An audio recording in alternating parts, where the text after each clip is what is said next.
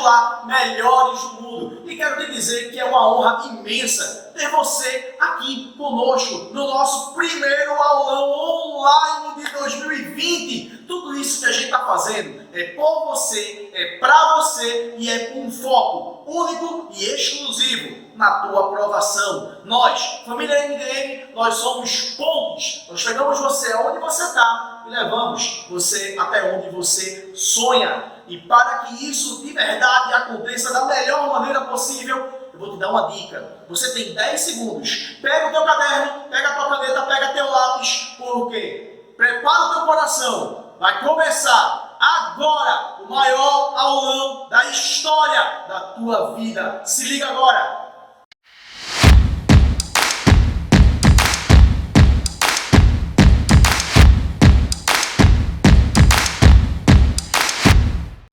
Imagina agora que de uma hora para outra, no meio de uma pandemia, você em quarentena, preso dentro de casa, ano de vestibular, prova se aproximando, você tem a oportunidade incrível de estudar com um cara que é professor, mestre, especialista, doutor. E esse cara tá agora dentro da tua telinha do celular, da telinha do teu computador, ele está dentro da tua casa, te dando uma dica super especial, super diferenciada. Sabe quem é esse cara? Anota aí.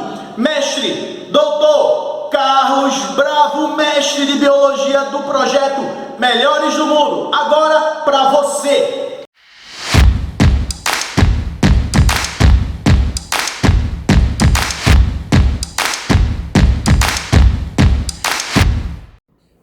Pessoal, aqui é o professor Carlos Bravo, professor de Biologia do MDM Curso. Estamos aqui nesse momento que a gente está vivenciando essa crise do coronavírus, essa história do isolamento social, mas nós estamos preocupados em manter sempre a nossa atividade. É por isso que vamos fazer esse aulão, né? Nós vamos fazer esse aulão totalmente online, para que a gente possa conversar com vocês sobre alguns temas. E para esse momento de crise que a gente está vivendo, eu escolhi justamente trabalhar com vocês a conversa sobre imunidade. Se fala muito de imunidade, adquirir imunidade, como é que se faz isso? Então, a gente vai trabalhar um bocadinho sobre isso. Vou fazer essa explanação inicial e depois eu vou postar para vocês, tá certo? Durante a aula, alguns slides para que vocês possam entender e acompanhar melhor as características do que é que vai ser os mecanismos de imunidade. Primeira coisa é essa, o que é imunidade? Imunidade seria os mecanismos relacionados com a defesa do organismo. Nós precisamos toda hora ter um sistema imune funcionando perfeitamente, justamente pelo fato de que nós estamos vivenciando essa crise e nós, durante toda a nossa vida, a gente tem contato com muita substância estranha. Essa substância estranha pode ser um vírus, pode ser uma bactéria, pode ser um protozoário, mas pode ser até um alimento que a gente come. Primeira vez na vida que você tomou aspirina, primeira vez na vida que você tomou dipirona, tudo isso são mecanismos que você vai ter, tá certo? A queda o aumento dessa imunidade. Então, o conceito básico que a gente tem, que é o conceito de doença, é justamente porque você fica doente quando você não tem imunidade para determinada substância. Até agora começa a melhorar a conversa. Quando eu digo assim, a gente fica doente porque a gente não tem imunidade para certa substância, a gente vai aprender que essa substância é o antígeno. Antígeno nada mais é do que a substância estranha ao organismo. Antígeno é aquilo que vem de fora para dentro, é uma proteína estranha. Esse antígeno ele está onde? Presente em todas as substâncias que a gente tem acesso e também na estrutura externa de vírus, bactérias, protozoários, vermes, etc. Todos os seres que a gente tem em contato com o ambiente, em cima dele tem um código. Esse código é chamado de antígeno. Melhorando, esse antígeno é uma proteína, perfeito? E existe também, como mecanismo de defesa, quando a gente recebe esse antígeno, a gente é provocado pelo antígeno a produzir anticorpo. Anticorpo também seria uma proteína que a gente tem. Essa proteína que é chamada de anticorpo é uma proteína de defesa que é formada por causa do antígeno. O antígeno chegou, induziu a formação de proteína, essa proteína agora é anticorpo e anticorpo é a nossa estrutura de defesa. Nós sabemos que além de doenças, a gente também tem o que se chama de processo de alergias. Toda pessoa que tem alguma alergia é porque você não conseguiu produzir anticorpo para aquele antígeno, para aquela substância. Por exemplo, pessoas que são alérgicas a crustáceos. No crustáceo, no camarão, no caranguejo, etc., ali tem um antígeno dele, a marca genética dele. Quando essa marca genética entra na gente, a gente acha que aquilo é um corpo estranho. Logo eu vou ter que combater aquilo. Na primeira vez que a gente combate, a gente vai produzir, tá certo, o anticorpo. Produzir o anticorpo, você mais nunca vai ter alergia a camarão. Mesma coisa vale para a aspirina, vale para a dipirona e também vale para as doenças. Às vezes a gente fica alérgico depois de mais velho. O que foi isso? Como o anticorpo é uma proteína e sofre a ação do calor, às vezes eu posso perder o anticorpo que eu já tinha e eu passo a ter o processo de alergia. Então, tudo na vida se baseia entre o antígeno, que é o que chega, e o anticorpo que eu produzo. Esse anticorpo aqui combate o antígeno. Ao combater o antígeno, vai destruir o antígeno.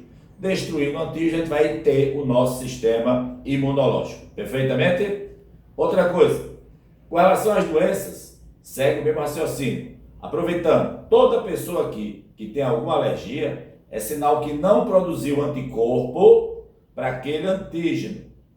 Se você tem uma doença, se você tem uma gripe, etc., você vai ter a doença porque você não produziu o quê? Anticorpo para aquele vírus, para aquela bactéria. Tem doenças que a gente só tem uma vez na vida. Por quê? Essas doenças que a gente só tem uma vez na vida são doenças que você produz anticorpo e aquele agente causador, aquele vírus, ele não é mutante. Um exemplo, poliomielite. A gente tomou a vacina quando era pequeno para induzir a produção de anticorpo e mais nunca se preocupou com poliomielite, porque o vírus não é tão mutante. Já o vírus da gripe, a gente tem que tomar vacina todo ano. Por quê? O vírus da gripe é um vírus mutante. Então, nesse momento, iniciou a campanha de vacinação, a gente vai tomar vacina para combater essa nova composição desses vírus novos e não aqueles antigos. Porque os antigos nós já temos o quê? Anticorpo para ele. Perfeito? A gente está vendo agora aí essa confusão do coronavírus. Por que o coronavírus é tão complicado? Porque ele é um vírus que as populações, essa cepa desse vírus, esse tipo de coronavírus, ele não existia. Existiam outros coronavírus. Mas esse que provoca o Covid-19 é um vírus novo no planeta. Ele sofreu uma mutação. Claro, tem outros coronavírus, tem o SARS, tem o MERS, mas esse é o novo coronavírus. E o que é que acontece? Se ele surgiu agora no planeta, ninguém no planeta tem o que para ele, pessoal? Anticorpo. Ele é um antígeno e nós não temos anticorpo para ele. Se nós não temos anticorpo, a chance de você ter a doença é muito séria. E como é uma doença nova, com consequências respiratórias graves, se pediu para todo mundo ficar em casa. Agora também percebam que é fundamental que algumas pessoas peguem esse vírus. Peguem, pessoas jovens vão pegar e vão produzir o quê? Anticorpos. Futuramente, se tiver outro ciclo de coronavírus, a população mundial já tem anticorpo para ele. Então a gente vai ter que produzir esse corpo. Isso poderá ser acelerado, essa produção, no momento que invente e fabrique a vacina. No momento do domínio da vacina contra o novo coronavírus, resolver os problemas. Vacina a população e analisa se estou zoando, esse vírus é mutante. Se ele não for mutante, ele vai tomar a vacina uma única vez. Já, lembrando, gripe a gente toma todo ano, porque o vírus da gripe ele é mutante. Então, o que eu tomei o ano passado não serve para essa nova cepa. Antigamente se morria muito de gripe. De uns 10 anos para cá diminuiu muito a morte por gripe. Por quê? Porque a população está vacinada. O idoso, que é o grupo de risco, ele está vacinado. Consequentemente, ele não vai ter problema se ele tiver acesso, contato com o coronavírus. Perfeito? Então, a primeira dica é essa. Antígeno é a proteína estranha, anticorpo é a proteína de defesa. Atualmente, o coronavírus só é o antígeno. Nós ainda não temos anticorpo para ela. Por essa razão que você tem, tá certo? Uma grande quantidade de pessoas no risco de ter a doença. Então, chamada uma pandemia do coronavírus. Perfeito? Então, nessa conversa aqui inicial, aí eu dou uma ideia do que é que vem a ser os mecanismos. Tá certo? Lembre-se que nós precisamos entender como se dá verdadeiramente esses antígenos. Outra coisa, anticorpo é produzido por a gente. Em biologia, no nosso organismo, anticorpo é chamado de imunoglobulina. O que são as imunoglobulinas? São anticorpos que a gente vai produzir, que vão dizer se você teve a doença, se você não teve a doença, se você está curado, se você não está curado. Várias pessoas estão fazendo agora já o exame, quem teve coronavírus, para saber se está curado. Então a pessoa vai procurar se ele já produziu o quê? anticorpo para aquela doença. Se produziu anticorpo, automaticamente ele está produzindo, tá certo? Protegido contra a doença. Eu vou agora mostrar a vocês, os slides, onde a gente vai, tá certo, dar uma ideia do como é que vai ser o processo. Aguarda aí um pouco. Olá, pessoal. A gente agora vai começar a outra sequência, a continuação daquela abertura, que a gente dá uma geral aqui sobre imunidade. Aquilo que eu disse. Imunidade é a reação entre o antígeno e o anticorpo. Quando eu falo de antígeno, é a proteína estranha. Quando eu falo de anticorpo, é a proteína de defesa. Essas duas substâncias vão interagir entre si. E aqui você tem a situação concreta. O antígeno induzindo a produção de anticorpo. Quando, por um acaso, não se tem a produção de anticorpo, é aqui que você vai desenvolver a doença. É aquilo que eu falei, o que está acontecendo com o coronavírus. A população não tem anticorpo para ele, então a tendência é ser pessoas doentes. Porém, quanto mais pessoas doentes tiverem, ou pessoas tiverem contato com o vírus, essa população vai criar anticorpo. Então, futuramente, a população vai estar protegida. Isso vale para tudo, de um remédio, de um vírus, uma bactéria. Foi aquilo que eu disse também. Quando você não produz anticorpo, no caso de um remédio, é quando você tem alergia. A alergia é você ter ausência de anticorpos para um determinado antígeno que você tem dentro do organismo. Sempre que eu falar de imunidade, a gente vai desenvolver dois tipos de imunidade. A imunidade ativa e a imunidade passiva. Imunidade ativa é aquela que é determinada pelo antígeno. Você recebe o antígeno e esse antígeno induz a produção de anticorpo. Essa imunidade, chamada imunidade ativa, acontece quando você se cura de uma doença. Então, toda pessoa que se curar de coronavírus, toda pessoa que primeira vez tomou aspirina, etc., você recebe o antígeno. Se você vai produzir o anticorpo, foi imunidade o quê? Natural. E a imunidade ativa artificial é aquela que você vai ter o quê? Você vai ter a presença de quem? Tá certo? Da vacina. A vacina é uma substância onde dentro dela eu vou encontrar a presença de quem? De pedaços do antígeno, pedaços do vírus, pedaços da bactéria, o que for.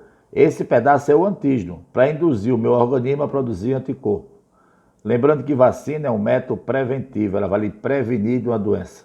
É um processo lento, porém o quê? Duradouro. É um mecanismo que você vai ter, tá certo? Imunidade para a vida toda.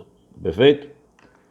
Quando a gente fala do estudo da imunidade passiva, aqui já é diferente. Na passiva, eu já recebo o anticorpo pronto. Eu não vou produzir esse anticorpo. Se eu não vou produzir esse anticorpo, automaticamente eu vou ter o quê? Ele já está todo prontinho. Então, consequentemente, quando eu falar, tá certo? Desse processo de vacina e soro, a imunidade passiva, você já recebe o anticorpo pronto. Você já recebe o anticorpo pronto, tá certo? Então você não vai precisar, tá certo? Você vai apenas ativar esse anticorpo que você está recebendo. Por isso que a imunidade passiva, ela é um processo puramente temporário. Ela só serve naquele momento, tá certo? Ela só serve para aquele momento. Então, com certeza, essa imunidade passiva, tá certo? Ela é passageira, ela não é definitiva. Então, a mãe passa por recém-nascido alguns anticorpos e os outros a gente vai receber quando tem acesso ao soro. Esse soro não é soro relacionado a soro de hospital, nada disso. Isso é soro relacionado ao quê? A soro antitetânico, soro antiofídico, qualquer tipo de soro desse que você vai ter dentro do mecanismo. Então você foi mordido por um cachorro, você vai tomar o soro antirrábico. Quem tomou a vacina foi o cachorro, tá certo? Então, às vezes a gente fala errado, vai no posto tomar a vacina do cachorro. Não é. Quem tomou a vacina foi o cachorro e a gente vai apenas o quê, tá certo? A gente vai desenvolver agora, receber o anticorpo pronto para combater aquele antígeno. Porém, o soro é um método curativo que vai ter ação rápida, porém o quê? Passageira. Perfeito? Essa molécula que são chamadas de antígenos, olha aqui, está bem resumidozinho. Antígenos, eles são proteínas estranhas ao organismo, vão estimular a resposta imunitária. Eles estão presentes nos envoltórios, nas membranas de vírus, bactérias, fungos, protozoários e outros seres vivos. Quando a gente fala agora do coronavírus, se lembre que ele é um vírus envelopado. Na membrana dele tem proteína, então essas proteínas, tá certo? Eles têm um código dele. E esses antígenos, existem regiões específicas onde o anticorpo vai se ligar a ele. Essa região é chamada de epítopes, tá certo? São as regiões da molécula do antígeno onde o sistema imunológico nosso identifica um corpo estranho. Aqui você tem bem essa ideia, né? Aqui eu tenho os antígenos nas bactérias, carrega a proteína dela, e você tem terminações nervosas aqui. Essas terminações nervosas são chamadas de epítopes. Por quê? É o local que o anticorpo se liga. O anticorpo é essa estrutura em forma de Y. Então é através dele que você vai ter o combate ao antígeno. Se você não tiver esses anticorpos, você vai ficar doente ou vai ter alergia. Anticorpos, diferentemente, são proteínas de defesa fabricadas por alguns tipos de glóbulos brancos, e o anticorpo é altamente específico. Então o anticorpo da gripe é para gripe, o anticorpo da rubéola é para rubéola, e o nosso organismo ainda não tem anticorpo para quem? Para coronavírus. Então é por isso que existe a possibilidade da gente ficar doente, por causa da presença dessa substância dentro do organismo. Outra coisa, eu vou deixar essa imagem bem paradinha para você ler depois, mas é muito importante que vocês não esqueçam essa palavra chamada imunoglobulinas. As imunoglobulinas são anticorpos que a gente produz, tá certo? Esses anticorpos também são chamados de gama-globulinas, tá certo? E elas são glicoproteínas formadas pelo linfócito B. Existe linfócito T e linfócito B. As imunoglobulinas são produzidas pelo linfócito B e elas são utilizadas pelo sistema nosso imunológico. Ela é um anticorpo. Para quê? Para neutralizar, identificar e destruir o antígeno que chegue dentro da gente. Perfeito? Essas imunoglobulinas hoje em dia são utilizadas como marcadores de doenças que a gente tem ou já teve. Esses marcadores, observe aqui, tá certo? Essas imunoglobulinas são 5 classes. Você vai ter IgA, IgD, IgE, IgG e IgM. Cada imunoglobulina, isso é um tipo de anticorpo que você tem. Cada imunoglobulina tem área específica que ele atua. Então, IgA na superfície das mucosas, IgD, tá certo? É produzido no início da resposta imunitária, IgE participa de reações alérgicas, mas eu gostaria que vocês fixassem, que vocês observem com mais carinho o papel do IgG e do IgM. Essas duas substâncias é que são hoje em dia utilizadas para a gente saber se você já teve ou está tendo uma determinada doença. Por quê? Porque ela é um marcador que você vai ter dentro das células e através do seu quantitativo você vai ter respostas imunológicas diferentes. Então olha aqui, o que é o IgM? IgM é o anticorpo da infecção aguda. Então, quando você está tendo a doença agora, quem está com coronavírus, quem está com amidalite, quem está com sinusite, vai ter o IgM para aquela doença alta. Esse IgM, ele é positivo nos primeiros dias da infecção, tá certo? Então, assim que fica doente, o IgM vai dar positivo. E ele demora um certo tempo elevado no organismo. Vocês vão ver que com o tempo, o IgM diminui, tá certo? IgM começa positivo e vai diminuindo. IgG já é aquele anticorpo que vai dar a nossa imunidade. Outra coisa, esse IgG ele é produzido aos poucos. Então ele é o anticorpo que surge para imunizar a pessoa. É ele que vai dizer se você está susceptível ou não à doença, se você pode ou não ter aquela doença novamente. Perfeito? Ele dá positivo somente nas primeiras semanas. Então, o IgM, que é o primeiro aqui, ele dá positivo no dia. Pegou a doença hoje, ele já está alto. Esse aqui começa a aumentar com o tempo. E depois que ele aumenta com o tempo, ele permanece alto durante toda a vida. Por quê? Porque o IgG é o anticorpo da defesa propriamente dito. É o anticorpo que impede que você tenha novamente aquela doença, aquele vírus, aquela bactéria, etc. Vocês precisam ter isso aqui gravado no seu cérebro, tá certo? Isso aqui é o que é obrigatório um aluno tem que saber em relação às taxas de IgG e IgM. Então, olha aqui. Uma pessoa que hoje está, tá certo, com coronavírus, hoje, nessa semana, ele vai ter o IgM alto e o IgG baixo. IgM é o primeiro que surge. Então, o cara está com infecção aguda. Infecção aguda é hoje, tá certo? O cara hoje está doente. O que foi que eu disse? Com o tempo, a tendência é IgG diminuir e IgM aumentar. Então, no segundo momento, observe, IgG ainda está alto, mas IgM já está aumentando. IgM é que vai dar a imunidade definitiva, é que vai proteger futuramente para você não ter mais esse vírus. Então, eu estou dizendo que quando o IgM está alto e IgG está alto, eu tenho uma infecção recente, quer dizer, tem semanas ou meses que você teve aquela doença. Com o tempo, IgG aumentando, eu vou ter imunidade para a vida toda. IgG é aquele anticorpo que lhe protege da vida toda, ele dá imunidade definitiva. É como se fosse uma vacina. Então, olha aí, o valor de IgM vai diminuindo, o valor de IgG vai aumentando e a gente passa a ter imunidade para a doença. Então, agora eu tenho uma infecção aguda, antiga, desculpe, meses ou anos, ou o cara tem vacinação. Então, quando IgM dá baixo e IgG dá alta, é sinal que o cara tem imunidade à doença.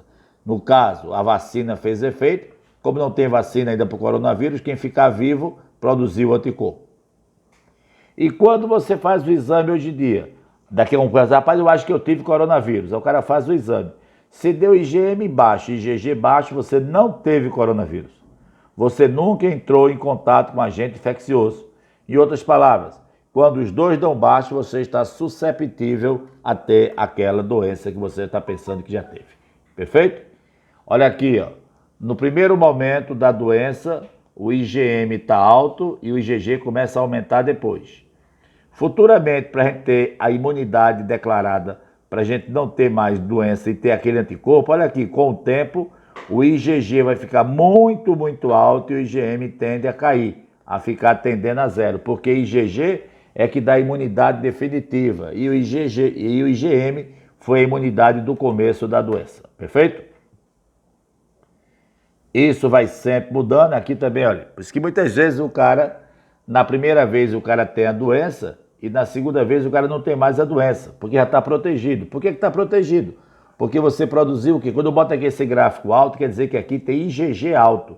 IgG aqui vai dar, tá certo? Esse mecanismo de defesa, esse mecanismo de doença.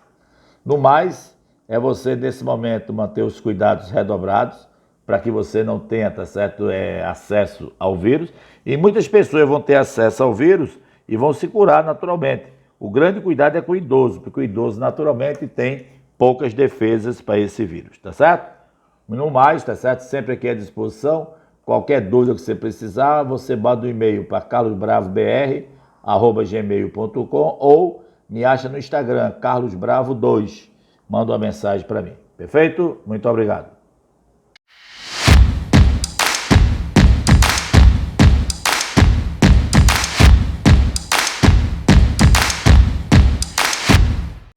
Essa foi a aula do super hiper mestre Carlos Bravo. Agora imagina você sendo aluno MDM e tendo a preparação com esse cara sentando contigo, esse cara tirando tuas dúvidas, um time de monitoria. Ah, Júlio, mas eu estou no meio da pandemia, não tem como. Tem, porque o nosso time MDM, nós somos locomotiva desse mercado, nós somos imparáveis e o nosso aluno, ele tem assistência todo santo dia, porque quem luta por um sonho é imparável e quem luta por um sonho está no MDM. Vamos fazer a diferença juntos. E para fazer a diferença, eu quero que tu me ajude a chamar um cara diferenciado, um cara especial, porque quem pensa em história, quem pensa em filosofia, quem pensa em sociologia, evita os erros do passado e escreve um novo futuro. Com vocês, Felipe Carvalho, o cacaroto do MDM. Vem, galera!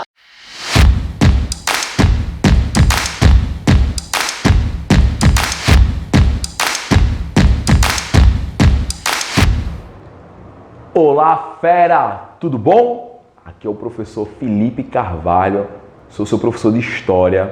Seja muitíssimo bem-vindo à nossa aula online do Melhores do Mundo do Vestibular, tá certo?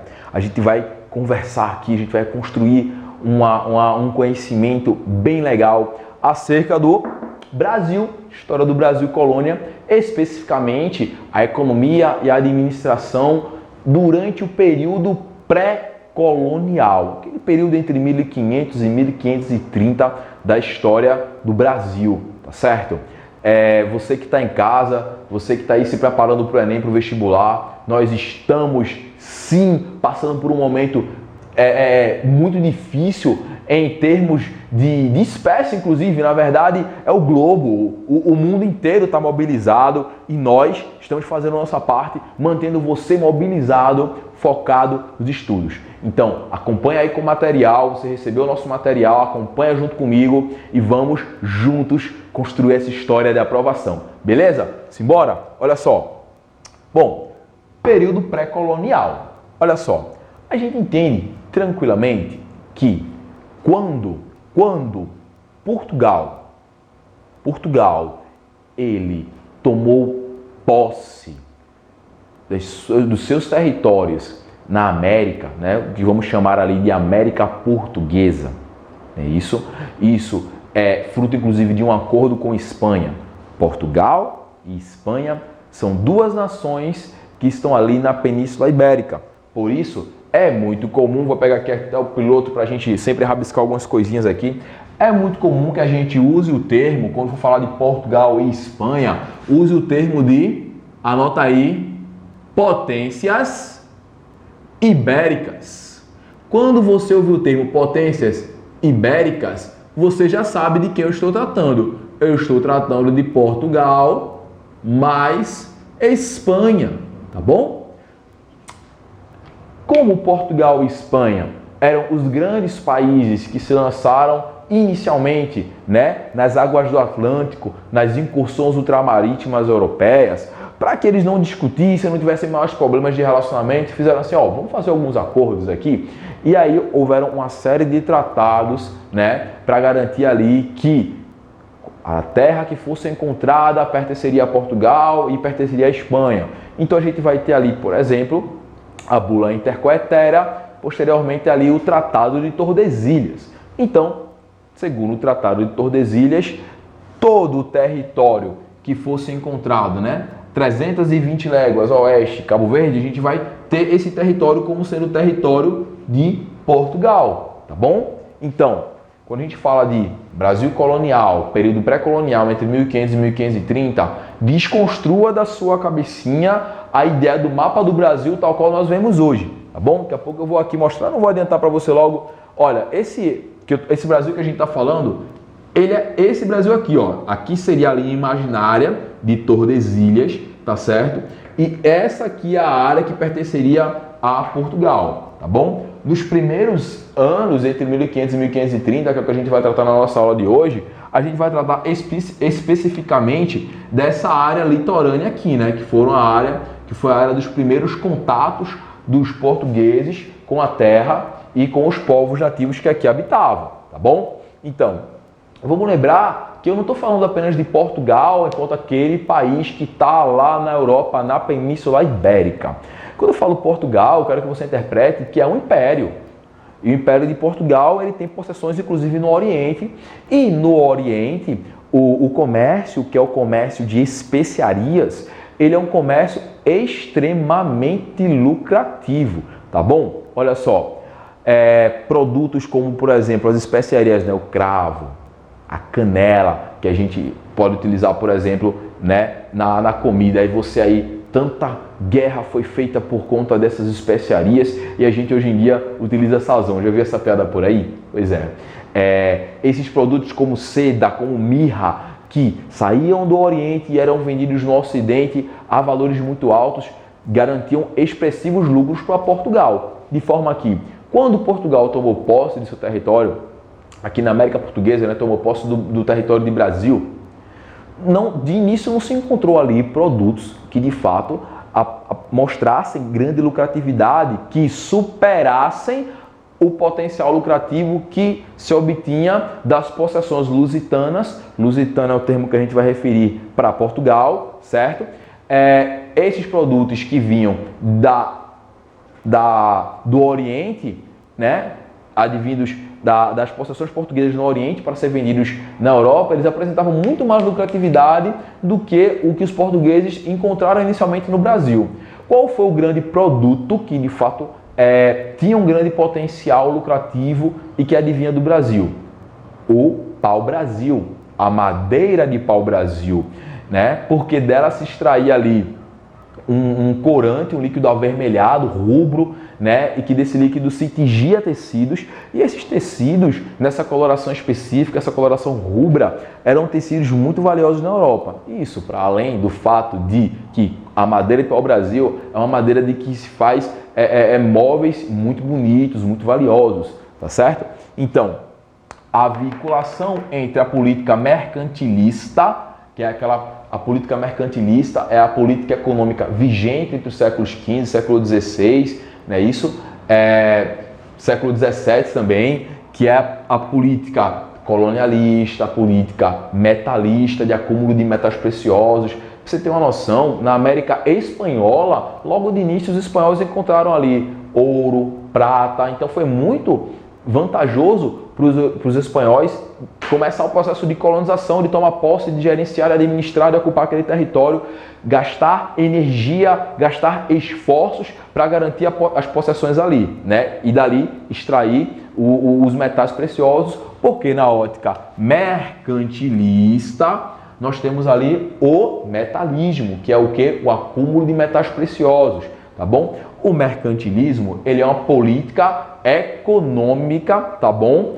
Da época, a política da época, a grande vertente política gerencial ali era o absolutismo, não é isso? E economicamente era o mercantilismo, tá bom? Então, de acordo com a política mercantilista, o Brasil, como ele não apresentou um produto que de fato tivesse lucratividade superior ao que advinha do Oriente, houve então um desinteresse da coroa inicialmente em relação ao Brasil, tá certo? Porque Portugal preferiu continuar investindo ali no mercado oriental, tá bom? Então, a relação entre a metrópole, que é Portugal, e a colônia, que é o Brasil, nesse primeiro momento, ela foi uma relação de que forma?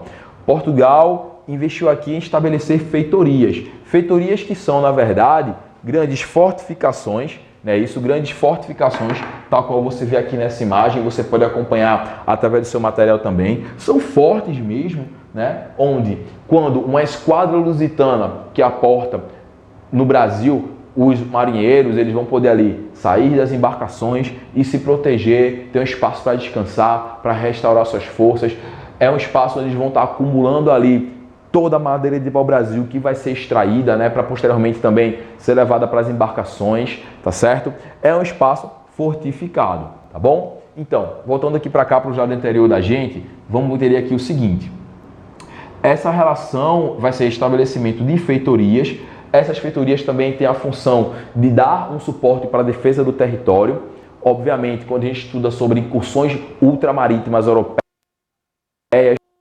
além de Portugal e Espanha, posteriormente outras nações também se lançaram no mundo náutico, ultramarino, atlântico, né? E tentaram garantir domínio sobre a América, seja espanhola, seja portuguesa. Inclusive a gente teve aqui no Brasil colônias francesas, né, na Baía de Guanabara, lá no Maranhão, a França Antártica, a França Equinocial, né? Aqui no Nordeste brasileiro existe uma forte presença francesa, por exemplo, lá em Alagoas, na Praia do Francês, que recebe esse nome devido justamente à forte presença francesa no local, tá certo?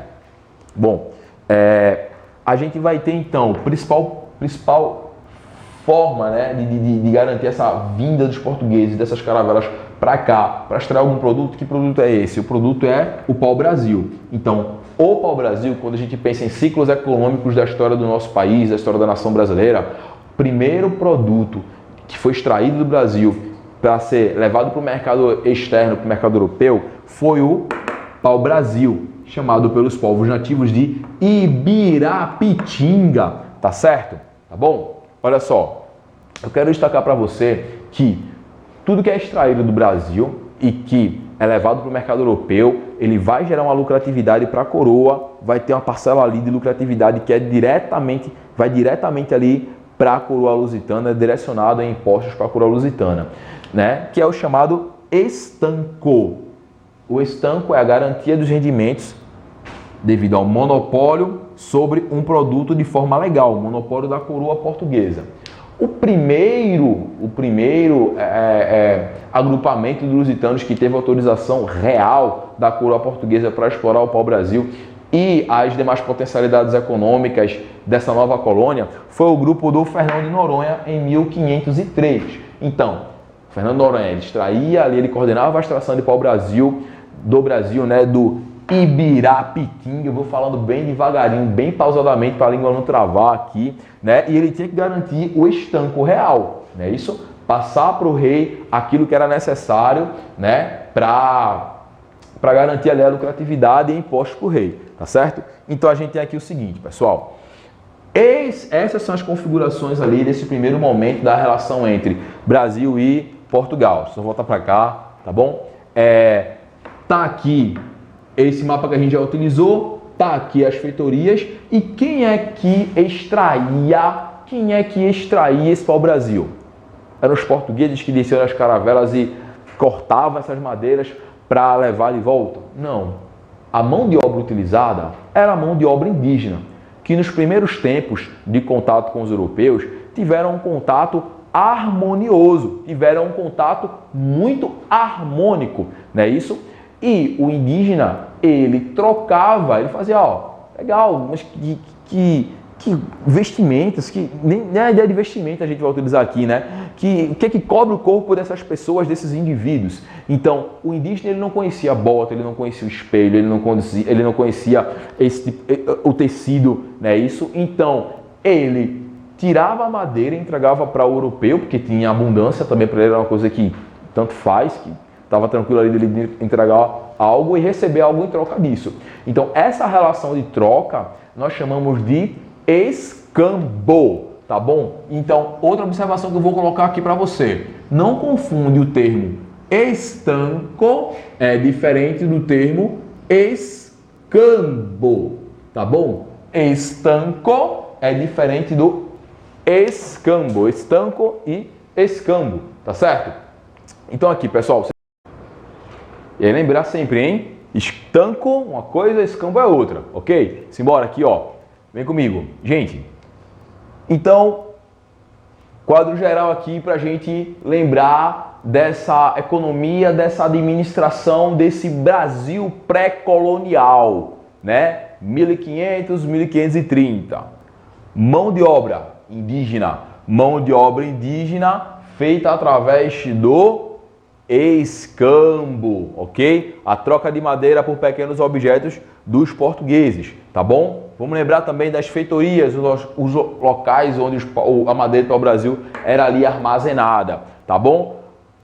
Monopólio era da coroa portuguesa, então a primeira empresa que se instalou aqui no Brasil para extrair, né, material que oferisse lucratividade para a coroa portuguesa foi a empresa do Fernando de Noronha, beleza?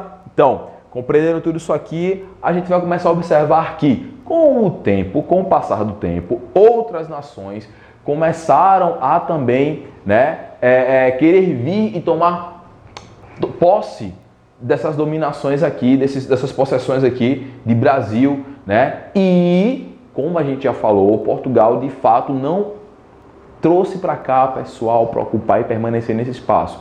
E aí, o que Portugal começa a fazer? A lançar expedições que nós chamamos de expedições guarda-costas, que tinham ali a função de proteger o território. Essas expedições, vamos deixar aqui para você mais uma observação, mais outro ponto aqui, ó. Expedições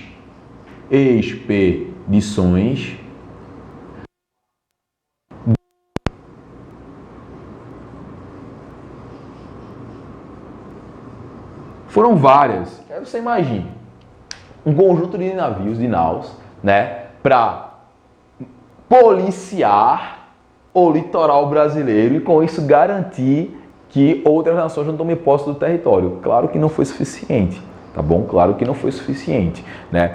E cada vez mais essa soberania lusitana no território que hoje chamamos de Brasil estava ameaçada.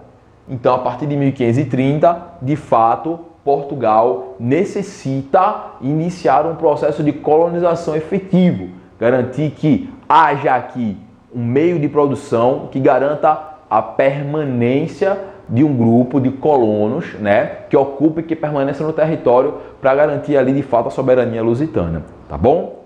Bom, a gente vai agora pegar esses conhecimentos e testar um pouquinho. Vamos resolver duas questões que você acompanha também no seu material conosco. A questão número 1, questão da FUVEST São Paulo, traz a seguinte narrativa para a gente. Os portugueses chegaram ao território depois denominado Brasil em 1500, mas a administração da terra só foi organizada em 1549. Está se referindo aqui ao governo geral, tá certo? Isso aconteceu porque até então, a pergunta é, por que se demorou tanto tempo de fato a se reorientar e a organizar uma administração de fato para a colônia? É isso? Vamos lembrar aqui, a partir de 1500 começa um projeto de colonização, que é aquele projeto que a gente conhece muito bem, que é o projeto de capitanias hereditárias, e a gente sabe muito bem essa história. A gente sabe que a maioria das capitanias hereditárias não deu certo. Destaque para quem deu certo, Pernambuco, São Vicente. E aí, isso fez com que houvesse necessidade de, ao invés de um modelo administrativo descentralizado, que é o caso das capitanias hereditárias, formulasse então uma forma de administração centralizada, que é o governo geral, que começa a partir de 1549. Vamos para as alternativas. Por quê? Porque os índios ferozes trucidavam os portugueses que se aventurasse a desembarcar do litoral. Aqui já está errado, porque os povos indígenas, inclusive, extraíam a madeira para o Brasil na condição do escambo, que a gente já falou aqui. Isso impedindo assim a criação de núcleos de povoamento. Então, houveram sim situações de embate dos portugueses com os nativos que não estavam aceitando, obviamente, essas incursões lusitanas em seus territórios, sim. Mas isso não foi o motivo que inviabilizou a administração lusitana no Brasil colonial, tá certo? Então a letra A está errada. A letra B. A Espanha, com base no Tratado de Tordesilhas, que nós avaliamos ali no slide anterior, impedia, veja, a Espanha era a condição de impedimento da presença portuguesa nas Américas. Também já está falso. A gente sabe que, na verdade, Portugal e Espanha, para garantir que tanto possessões lusitanas quanto possessões espanholas fossem ali de forma pacífica, tivesse ali suas incursões pacíficas entre essas duas nações, eles fizeram ali até um acordo, que foi a Bula Intercoetérea e posteriormente ali o Tratado de Tordesilhas. Então, tá falso. A letra C. As forças e atenções portuguesas convergiam para o Oriente. Ok, falamos disso aqui, das especiarias do Oriente que garantiam ali alta lucratividade para o Império de Portugal, onde vitórias militares garantiram relações comerciais lucrativas. A alternativa correta para a gente é a alternativa de letra C, C de Carvalho, tá bom? Então a letra C é a minha resposta. Mas vamos continuar aqui analisando a letra D e a letra E para dizer para você qual é a falha. Olha só, qual é a falha da letra D? Os franceses, aliados dos espanhóis, controlavam as tribos indígenas. Os franceses controlavam as tribos indígenas. Estranho, Mas veja só, sim, de fato os franceses eram aliados de algumas tribos nativas, enquanto que os portugueses eram aliados de outras tribos nativas. E aí a tribo que era aliada ao francês, geralmente era uma tribo inimiga daquela que estava aliada aos portugueses, tá bom? Ao longo do litoral. Bem como as feitorias da costa sul-atlântica. Gente, os franceses controlavam as feitorias. Não, as feitorias, inclusive, a gente já viu que foram construções lusitanas, portuguesas, para estocar o pau-brasil, para garantir ali um campo de defesa dos portugueses, tá certo? Então a letra D também está errada por conta das afirmações. E a letra E, que é a última alternativa dessa questão, vai dizer o seguinte: a população de Portugal era pouco numerosa. Impossibilitando o recrutamento de funcionários administrativos. Então, o que impediu a recrutação de funcionários administrativos para garantir uma administração aqui no Brasil era o número de população de Portugal. Também está falso, gente. Para com isso, tá certo? Então, a alternativa da gente aqui é a alternativa de letra C de coração. Olha o improviso. Você vai pegar o improviso aqui agora. Eu vou pegar aqui, não façam isso em casa. Perdi o papelzinho. A gente vai apagar isso aqui e vamos resolver a segunda questão da nossa aula de hoje, que você acompanha aí conosco no nosso material, tá certo? Vamos lá. Ó, a gente traz um texto do Eduardo Bueno, tá certo? E o texto diz o seguinte, que é do seu livro muito conhecido, o Náufragos, Degradados e Traficantes. E diz assim: a árvore de pau-brasil era frondosa, com folhas de um verde acinzentado, quase metálico, belas flores amarelas. Havia exemplares extraordinários, tão grossos que 3 homens não podiam abraçá-los. O tronco vermelho, ferruginoso, chegava até algumas vezes 30 metros. Eduardo Bueno, Náufragos, Degradados e Traficantes. Em 1550, segundo o pastor francês, olha gente, a gente destaca sempre essa figura aqui, essa presença aqui francesa nesse Brasil colonial, tá certo? Vamos desconstruir essa ideia de que foram só os portugueses que vieram aqui para colonizar o Brasil, para aventurar nessa jornada colonial, tá certo? Ó, Jean de Lery, em um único depósito havia 100 mil toras, segundo esse pastor. Sobre essa riqueza, nesse período da história do Brasil, podemos afirmar que, nesse período da história do Brasil, qual é a afirmação mais correta que a gente pode fazer aqui acerca desse período com base no texto do Eduardo Bueno? Vamos começar lá? Letra A. O extrativismo foi rigidamente controlado, acabou-se, para evitar esgotamento de madeira? Falso. Essa, inclusive, a gente faz aí uma relação interdisciplinar com a disciplina de biologia, com a disciplina de geografia, né? E a gente vai avaliar que, inclusive, esse foi o primeiro grande impacto ambiental da história do Brasil. É isso? Não houve nenhum tipo de pudor, não houve nenhum tipo de cuidado, não houve nenhum tipo de cautela com a extração de pau-brasil, que inclusive hoje é uma árvore que é protegida por força de lei. Sabia?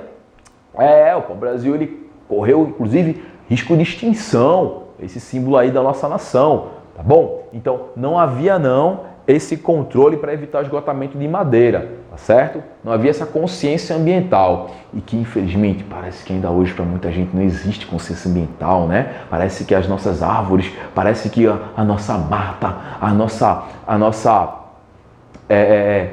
fauna, ela carece de cuidado por quem deveria estar cuidando.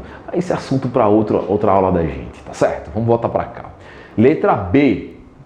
Provocou um intenso povoamento e colonização, já que demandava de muita mão de obra. O que ele está dizendo aqui? Que como demandava de muita mão de obra, teve muita gente que veio de Portugal para cá. Isso é falso, tá certo? Falso também, até porque a mão de obra utilizada, como a gente bem falou, estamos martelando muito nisso aqui, ó. Eu estou batendo nisso exaustivamente. Essa mão de obra era a mão de obra nativa brasileira, tá certo? Nativo brasileiro, dos povos nativos, dos povos tradicionais aqui do Brasil, certo? Olha só, letra C agora, tá bom? Vamos para a alternativa de letra C, que diz o seguinte: explorada com mão de obra indígena através do escambo, gerou feitorias ao longo da costa e seu intenso extrativismo levou a quase esgotamento da madeira. Perfeito. Alternativa correta pra gente, alternativa de letra C de Carvalho, tá bom? Então, alternativa C é a nossa resposta, mas vamos continuar aqui para dizer para você qual é a falha da letra B, qual é a falha da letra E, das alternativas D e E, perdão. D. O litoral brasileiro não era ainda alvo de traficantes, falso. Corsários franceses, falso. Estou batendo direto aqui para você também. Olha, nós temos sim presença francesa aqui no Brasil. O livro do professor Luiz Koshiba, História do Brasil, inclusive ele traz para a gente que desde 1504, que nós temos aqui documentação de 1504, falando da presença francesa traficando, né, a madeira de pau-brasil aqui, tá bom? Do território do que mais tarde seria chamado de Brasil. Então tá falso.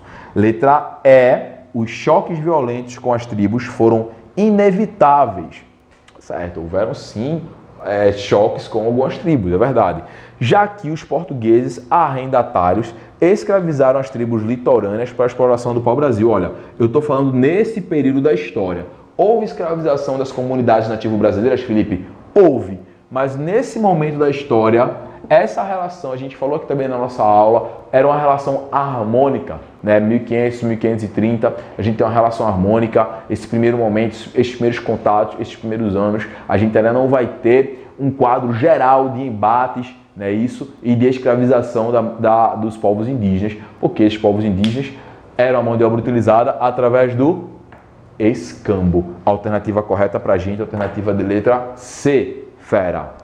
Olha só, a gente vai concluindo aqui nossa aula, a gente vai concluindo aqui esse encontro que a gente teve, que a gente marcou. Queria agradecer do fundo do coração a todos vocês que estão conosco nesse momento, nessa aula online, tá certo? O Melhores do Mundo do Vestibular, essa família tá de braços abertos, somando com você, tá? Nesse processo de construção da aprovação. Conte conosco e vamos juntos. Eu sou o professor Felipe Carvalho, a gente vai ficando por aqui. Muito obrigado e foco nos estudos.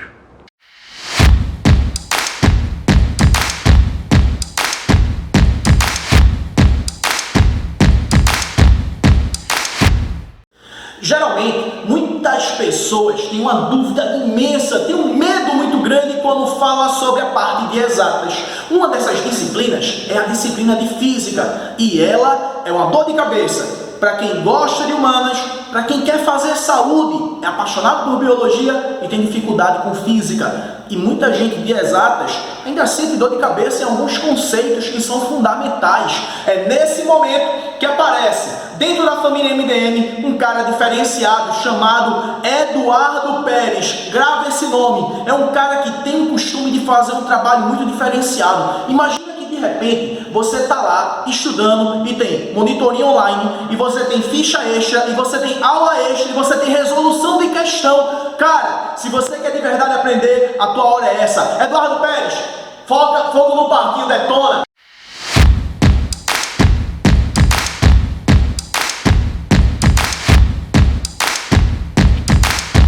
Fala galera, Festa de Pernambuco, de Recife, Belo Jardim, Nazaré da Mata, Carpina. Aqui é o professor Eduardo Pérez nesse super aulão online que a gente está fazendo, gente, certo? E hoje, gente, ó, eu queria dizer uma coisa a vocês, beleza?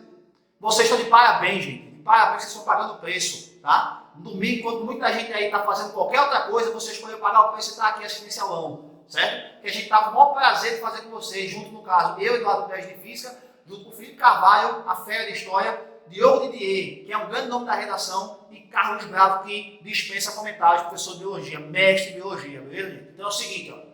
Presta bem atenção, gente, que hoje a gente vai falar sobre cinemática escalar, óptica geométrica, dilatação térmica e princípio da conservação das cargas. Eu estou falando de assunto do SSA 1, 2, 3 e assunto, no caso, do Enem, beleza? Então, gente, presta bem atenção agora, porque esse aulão vai ser show! Então, meus feras, vamos começar agora a resolução das questões desse nosso aulão, certo? Ó, a primeira questão em que a gente vai falar aqui, certo? Que a gente vai comentar, é uma questão, no caso, sobre óptica geométrica, certo? Princípios da óptica geométrica. Assunto, no caso, que cai muito no SSA 2 e no Enem, tá? Apesar de que essa questão envolve cinemática, que é assunto do SSA 1, então assunto para SSA 1 e SSA 2, e também questão no caso do Enem. Essa questão é bem contextualizada, gente. Olha só, vamos ler aqui o enunciado e ver o seguinte. A salvação dos amadores. Como funciona o foco automático das câmeras fotográficas?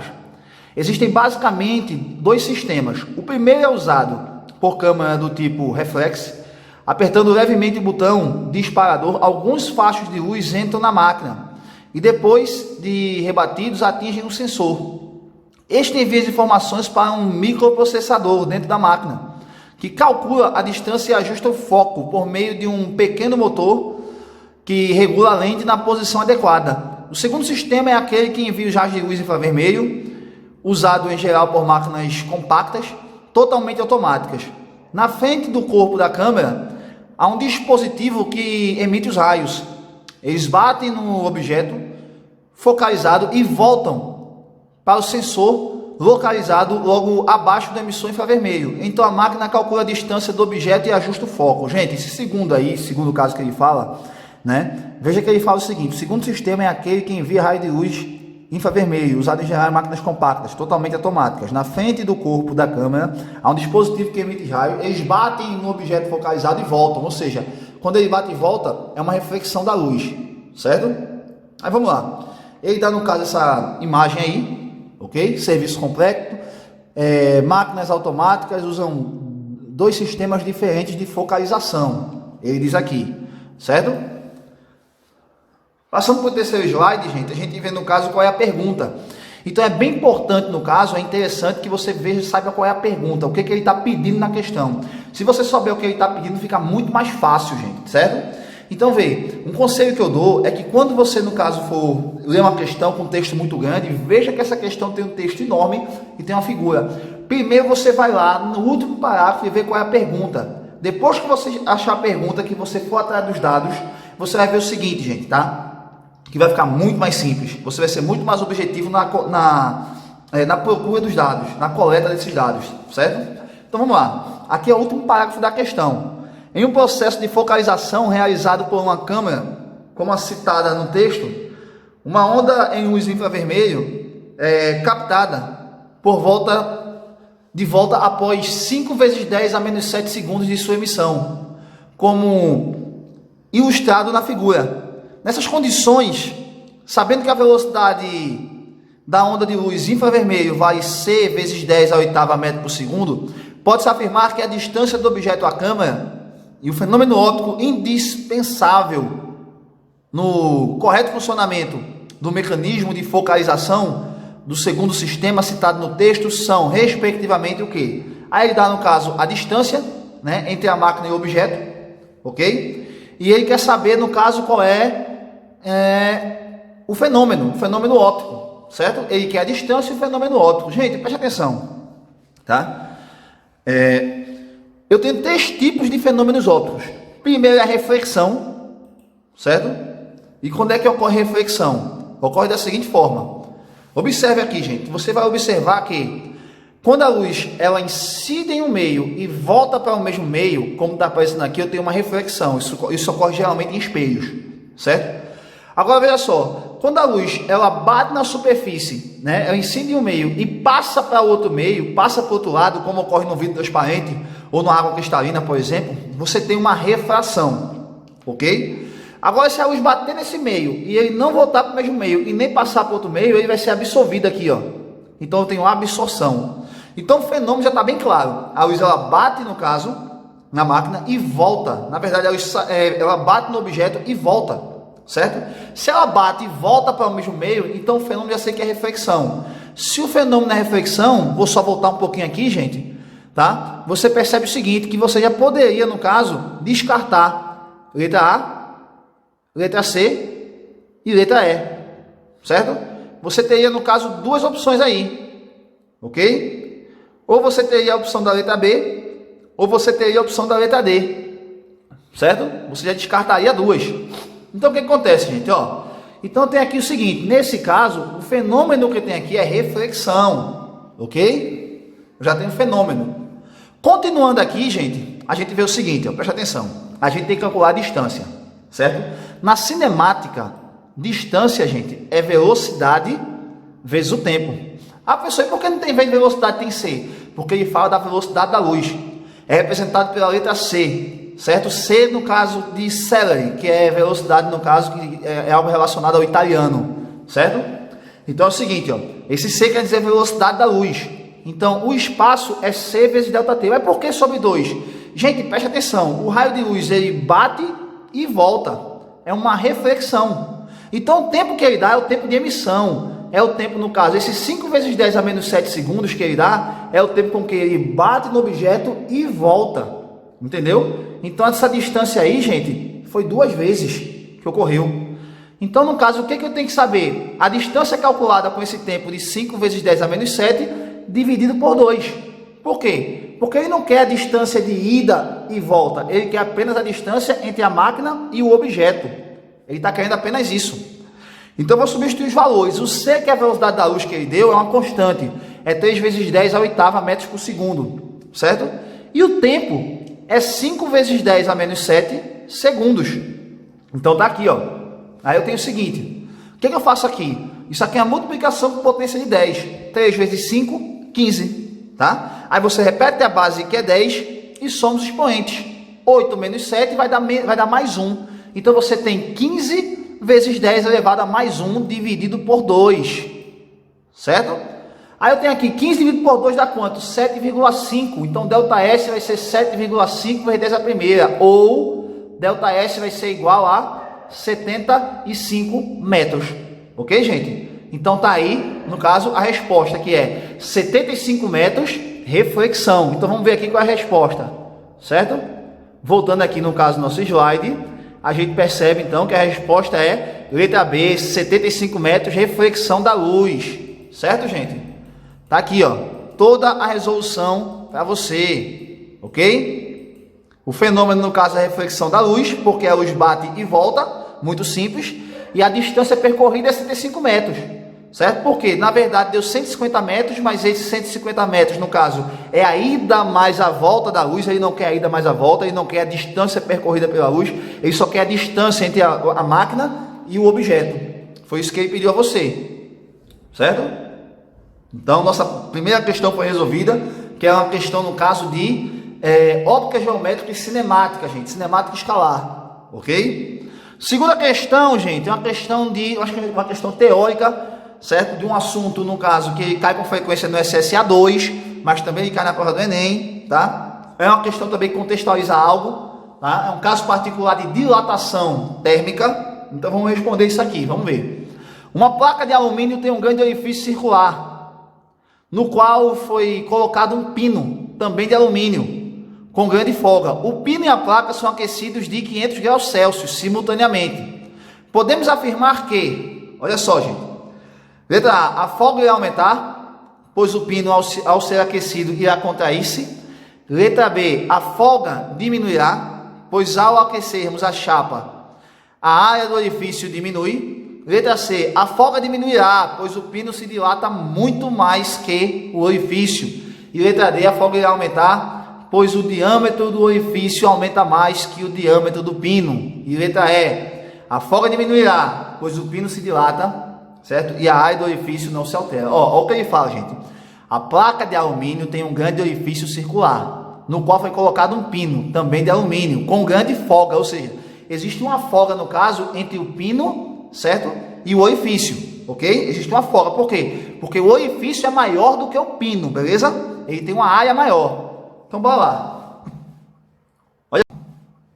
Olha só, gente. Eu estou falando aqui de dilatação dos sólidos, certo? E nos sólidos tem, primeiro, que é uma dilatação térmica. A dilatação térmica vai ocorrer no seguinte, gente. Quando as dimensões de um objeto, certo? Ela aumenta, tá? De acordo com o aumento da temperatura. Se aumentar a temperatura, vai aumentar também, no caso, né? As dimensões do corpo. Esse primeiro tipo de dilatação aqui que eu estou colocando é a dilatação linear, certo? Então é o seguinte, gente, vê. Eu estou falando aqui de dilatação linear. Na dilatação linear, aumenta apenas uma dimensão, certo?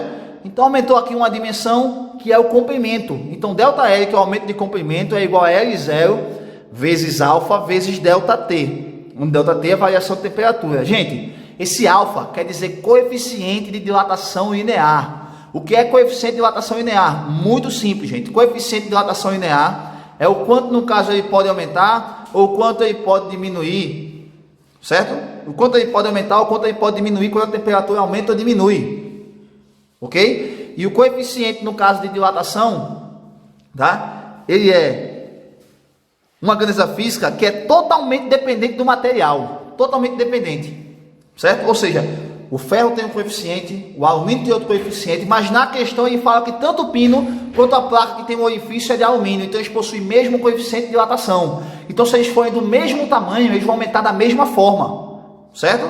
Se eles tiverem as mesmas dimensões, ok? O segundo tipo de dilatação, gente, é a dilatação superficial, que é um aumento de área, tá? Aqui, ó, veja que aumentou a área com o aumento da temperatura, ok? É o que ocorre lá no exemplo da questão. É uma placa, se é uma placa de alumínio, no caso, eu tenho uma área nessa placa, certo? Um área de uma figura plana. Então, no caso, gente, o que acontece? Quando aumenta a temperatura tanto do pino quanto do orifício, os dois aumentam, gente. Certo? Os dois vão aumentar. Não vão aumentar da mesma forma, por quê? Simplesmente porque o pino, ele tem uma área menor do que o orifício. Então, como a área do orifício é maior, certo? E o aumento é diretamente proporcional à área inicial, quer dizer que quando aumentar a temperatura, aquele que tem maior área vai aumentar mais. Então, a folga, no caso, vai ficar maior do que o pino, certo? Aí, continuando. Aumento de volume aqui, ó. Dilatação volumétrica. Se aumenta a temperatura, vai aumentar o volume, aumenta 3 dimensões. E a fórmula seria essa aqui. ΔV igual a V0 vezes gama vezes a variação de temperatura. Aqui também pode ser ΔT ou Δθ, viu, gente? Tanto faz. Olha só, o alfa é o coeficiente de dilatação linear. O beta é o superficial. E o gama é o volumétrico. Certo? Mas como eu estou falando da área, no caso de uma placa, eu estou falando de dilatação superficial, gente. Então presta bem atenção. Ó, observa essa animação aqui, ó. Nesse caso, né, essa esfera não consegue passar. Mas no momento, no caso que eu aquecer, tá, esse objeto aqui, essa placa, ela vai aumentar o orifício vai aumentar de dentro para fora e não de fora para dentro. O orifício vai aumentar e ele vai passar. Certo? Ficou claro isso? Então, ó, veja só, o que eu estou dizendo a vocês é isso. O orifício ele vai aumentar de dentro para fora. Então, ele vai aumentar, no caso, a área, né, do orifício. Ok? Então, é o seguinte, gente. Se a gente, no caso, voltar ao nosso slide, a gente vai perceber o seguinte. Ó, ele fala o seguinte, uma placa de alumínio tem grande orifício circular. Então, é o seguinte, gente. Né, e tem um pino, também de alumínio, com grande folga. Se tem grande folga é porque a área da placa é maior do que a área do pino. Então, quando aumentar a temperatura, com certeza a folga vai aumentar, certo? Vai aumentar mais do que o pino. O pino também aumenta, mas a área do orifício vai aumentar, porque o pino não aumentou tanto. Por quê? Porque ele não tinha a mesma área inicial da placa. Então, a resposta aqui, gente, é letra D. Beleza? Tá aí, gente. Essa aqui foi a nossa segunda questão de dilatação térmica. Olha só, então, gente, a gente resolveu uma questão de dilatação térmica, resolveu uma questão de óptica geométrica junto com cinemática, né? Agora a gente responde uma questão, no caso, sobre eletrostática, ok? Aí o seguinte, gente, ó, o que seria, no caso, eletrostática? Veja só, aqui, gente, é bem simples, tá? Eu vou falar, no caso, do estudo das cargas em repouso, tá? Então vamos ver, vamos ler logo a questão. Veja que texto grande, gente, veja que texto grande. Vamos fazer aquela técnica que eu disse a vocês, vamos testar ela, certo? Aí dá aqui uma figura, certo? E junto com a figura, depois a gente volta no texto, ele dá a pergunta. A pergunta está abaixo da figura, veja só. Sabendo-se que as cargas dos núcleos B e C são, respectivamente, mais 3Q sobre 4 e mais 2Q sobre 3, a carga elétrica da partícula X é igual a quanto? Ou seja, eu já sei o que ele quer isso aqui, ó, a carga elétrica da partícula X. Agora, quando eu for para o texto, eu vou ser muito mais objetivo, certo? Olha só, terceira questão. O século XX foi marcado por duas grandes guerras mundiais e tragicamente pelo uso do primeiro artefato nuclear. Em 6 de agosto de 1945, sobre a cidade de Hiroshima, no Japão. Desde então, o uso de energia nuclear tem se desenvolvido intensamente, tanto para uso bélico como para fins pacíficos. Na usina nuclear de Angra dos Reis, por exemplo, obtém-se energia elétrica a partir da energia nuclear obtida da fissão de urânio. Isso ocorre porque os núcleos dos átomos urânio são instáveis e podem se desintegrar espontaneamente, transformando-se em núcleos e partículas menores e liberando grandes quantidades de energia. No entanto, como esse processo é eletricamente isolado, pode-se garantir que a carga elétrica total do sistema se conserva. Para ilustrar esse fato, considere uma experiência. Olha só o que ele fala, gente. Ó. Garantir que a carga elétrica total do sistema se conserve. Então, grife isso aí, certo? O princípio da conservação das cargas é um dos princípios da eletrostática, certo? Então, ele fala o seguinte, o núcleo do átomo A, com carga mais Q, se desintegra, transformando-se em dois outros núcleos menores, B e C, e liberando a partícula X, como mostra a figura. Então vamos ver a figura aqui, gente. Como eu já tinha dito a vocês. Tá aí a figura, certo? E a pergunta aí que é a carga de X, aí foi bem claro. Mas ele fala de um princípio chamado de princípio da conservação das cargas. Olha só, gente, vê. Princípio da conservação das cargas, né? Eu tenho aqui um exemplo. Nesse exemplo, você tem a esfera A com carga Q e a esfera B neutra, certo? Um corpo neutro, gente, não quer dizer que ele não tem prótons e elétrons, ele tem, mas em números iguais. Então, quando você colocar os dois em contato, quando você unir os dois, após o contato, o que vai acontecer? Essas duas cargas vão se dividir. A carga, no caso, aqui vai ser a soma da carga dividida por 2. Por que 2? Porque eu tenho duas aqui, duas esferas, certo? Então, veja, preste atenção. Aqui vai ser carga Q sobre 2 e aqui carga Q sobre 2, certo? O que eu estou querendo dizer com isso, gente? Antes do contato, a carga era Q, a carga era 0. Q mais 0 vai dar Q. Após o contato, eu vou ter carga A, Q sobre 2, e carga B, Q sobre 2. Quando eu somar, vai dar Q também. Ou seja, as cargas se conservaram. As somas das cargas das esferas antes do contato vai ser a mesma da soma das cargas das esferas após o contato, certo? Então, no caso, o que eu estou dizendo a vocês? Estou dizendo que ela se conserva, gente, ok? Há uma conservação das cargas. Então, veja só, se existe uma conservação, né? E aqui é um processo de fissão nuclear, onde você tinha um átomo A, e quando ele foi bombardeado no processo de fissão nuclear, ele se dividiu em 3, B, C e X. Ou seja, as somas das cargas depois, certo? É igual à soma das cargas antes. Como só tinha uma carga QA, então, né? Vai QA mais QB mais QC, QA mais QB mais QC vai ser mais QA, vai ser igual a QB mais QC mais QX. A soma dessas três cargas aqui é igual à carga que eu tinha antes, que era QA. Continuando agora. Ele falou que a carga de A era Q. A carga de B, 3Q sobre 4. E a carga de C, 2Q sobre 3. E eu quero saber qual é a carga X, foi a pergunta. Certo? Então vamos lá. A gente tem o seguinte. Eu vou tirar a minha MC entre 1, 4 e 3, que dá 12 MMC. Certo? Aqui eu tenho aqui, eu tenho o seguinte, gente, ó. Veja só. 12 que é o denominador, dividido por 1, dá 12, vezes Q, 12Q. 12 dividido por 4 dá 3, vezes 3Q, 9Q. 12 dividido por 3 dá 4, 4 vezes 2Q dá 8Q, certo? E 12 por 1 dá 12 vezes QX, vai dar 12QX, certo? Então, vou ter o seguinte agora, eu posso cortar os denominadores e vai ficar assim agora. Ó, eu vou ter aqui, no caso, né? 9Q mais 8Q, 17Q.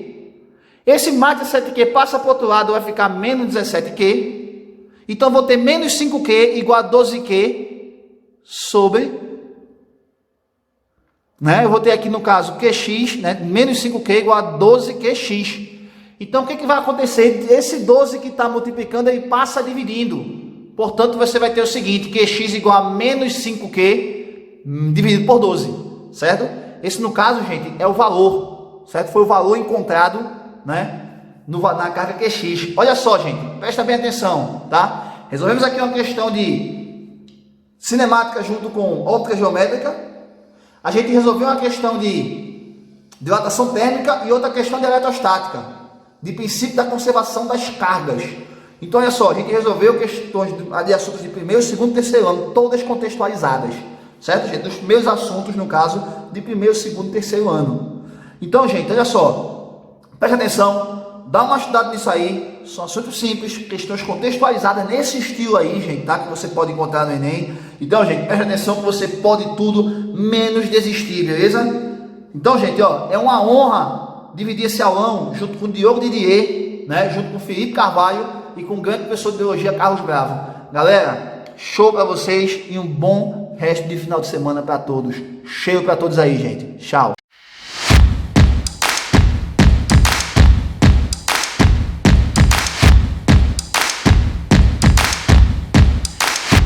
Muita gente, quando começa aqui no MDM, diz: meu Deus, eu até gosto de redação, eu só tenho medo de escrever. Tem gente também que diz assim: cara, eu gosto de redação, eu só não sei começar o texto. Tenho dificuldade de argumentar e não sei concluir. Cara, só que pensando nessa galera, o MDM montou uma estratégia maravilhosa, inclusive agora, no momento de pandemia. Imagina tu escrever tua redação e ter a tua correção online, individual, linha por linha, chegando no teu WhatsApp. Imagina de repente você ter monitores o tempo todo, tirando tuas dúvidas à tua disposição, preparados para fazer a diferença. Imagina tu ter professores do naipe desse cara que eu vou chamar agora. Com vocês, um dos maiores nomes de Pernambuco, Diogo Didier, com vocês. Vai, galera!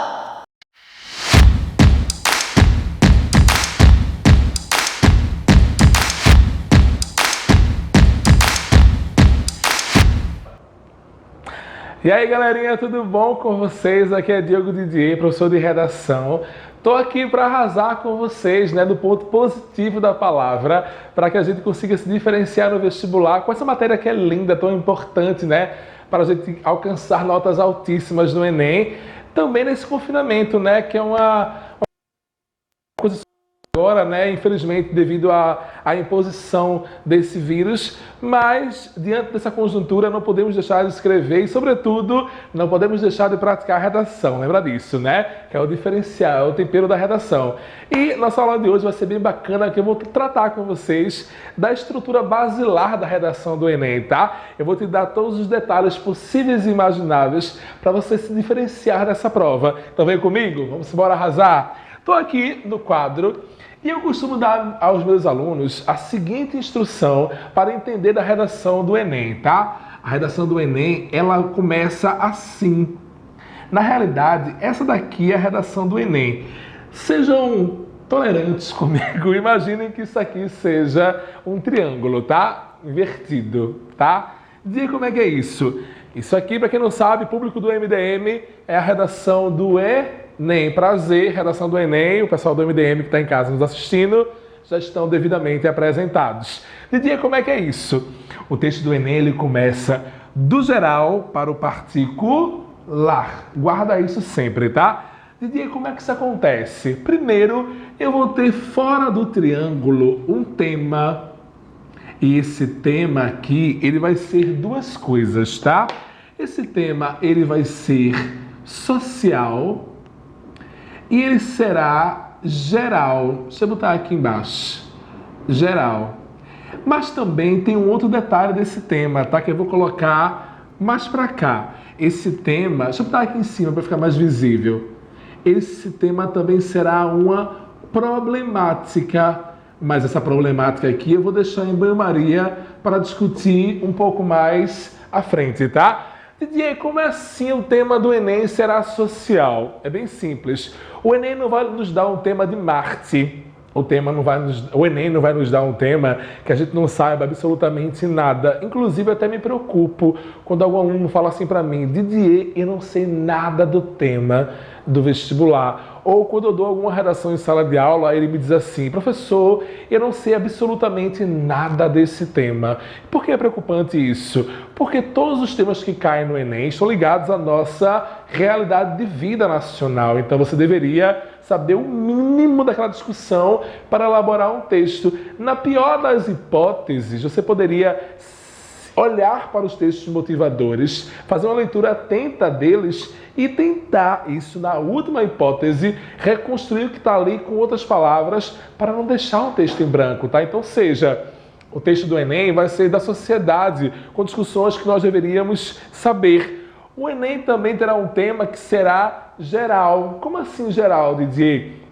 Não será uma proposta de redação que vai favorecer, por exemplo, o sul do Brasil, ou o sudeste, ou o norte, ou o nordeste. Será uma discussão abrasileirada, tá? Que engloba todos os blocos regionais do nosso país. Cientes disso, agora vem o próximo tópico que é polêmico, né? Para muitas pessoas. Qual é o próximo tópico, Didier? Se chama título. O título é polêmico por diversas razões, mas vamos desmembrá-lo um pouco mais, tá? No Enem, esse título, ele tem algumas ramificações que merecem ser destacadas. Deixa eu só apagar aqui meu nome, que está ocupando muito espaço no quadro, tá? Didier, como assim? Vê, o título no Enem, ele vai ser Primeiro, centralizado. Centralizado onde, Didier? Na primeira linha da redação. Por que é centralizado? Porque é regra aceita, tá? Ele vai ser também curto. Por que ele tem que ser curto, Didier? Eu não posso fazer um título que ocupe um espaço de uma linha toda, e essa linha pode se confundir com o texto de baixo e, o pior, prejudicar na coesão e na interpretação do texto como um todo, tá? Esse título tem que ser contextualizado. Como assim, Didier? Veja, você não pode fazer um título à revelia só porque achou a frase bonitinha ou engraçadinha ou porque gosta de certo enunciado. Não é por aí. Lembre-se que o título ele é um elo com o tema que você até então tem que fazer, trabalhar com ele, e é um elo também com o texto que vai ser feito em seguida. Tem que ter essa ponte de ligação entre ambos. Se eu colocar um título lá que esteja solto, ele pode prejudicar a sua nota, porque lembre-se, o título que vai estar na primeira linha, caso você faça, ele já conta como linha de texto. Lembra disso, tá? Outra coisa importante, caso você faça título no Enem, você não precisa pular a linha 2, porque a regra geral diz, você faz título, pula a linha 2 e começa na linha 3. Mas no Enem, caso você faça, você coloca na primeira linha centralizado, curtinho, não pula a linha 2 e já começa por lá, tá? Eu vou continuar. O título vai ser contextualizado, tá bom? Outra coisinha, esse título, ele tem que ser, até então, a última parte do texto. Ou seja, quando você estiver fazendo a sua redação, o seu rascunho, o seu pré-rascunho, você não pode ficar pensando, eita, em que título eu vou colocar, meu Deus? Isso aqui vai caber o quê? O que eu posso colocar nesse título? Será que dá nisso? Não. Primeiro você literalmente vai vomitar no papel as suas ideias. Exatamente isso, tá? Quando você pegar o tema, eita, a cabeça fervilhou de ideias, vê muita coisa bacana na sua mente, maravilhoso. Pegue toda essa conjuntura que está fervilhando em você e vrá no papel, tá? Coloque tudo. Não se preocupe com ordem nesse momento, tá? O rascunho é desordem mesmo, é de organização. Desde que depois, quando você for passar a limpo o seu texto, você se encontre na sua bagunça. É como um quarto que você tem, né, que nem o meu, por exemplo, que está um rendezvous, mas eu consigo me encontrar no meio daqueles escombros de roupas e livros e tudo mais, tá? Se você se encontrou, tudo certo. E no Enem, ele é facultativo. Ou seja, você fará se você quiser, souber e tiver confiança sobre isso, tá? O Enem de uns anos para cá tem nos trazido modelos de redação nota 1000 que não tem mais título. As pessoas têm feito gerações com 30 linhas, 28 linhas, 29 linhas, são textos gigantescos, inclusive, mas os alunados que tiram nota 1000 não têm feito mais título, porque o Enem diz para nós que ele não é obrigatório. Mas, Didier, o que você acha a respeito?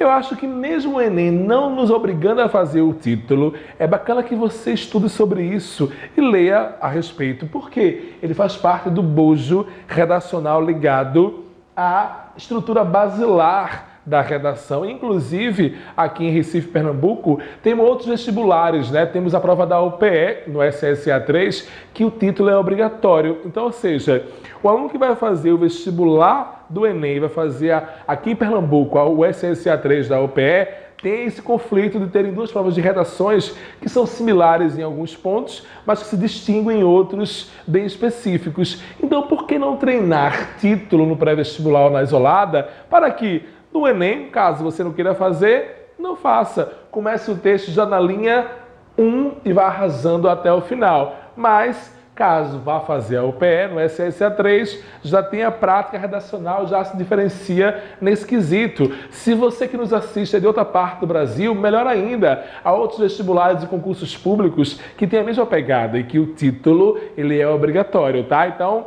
é bom ficar ligados nisso. Nosso próximo tópico aqui maravilhoso se chama introdução. Quando eu falo aqui de introdução, eu vou falar de apresentação, tá? E outra coisa importante, não cria essa ideia estapafúrdia que o pessoal fala assim, né? Não, porque a introdução é a parte mais difícil da redação.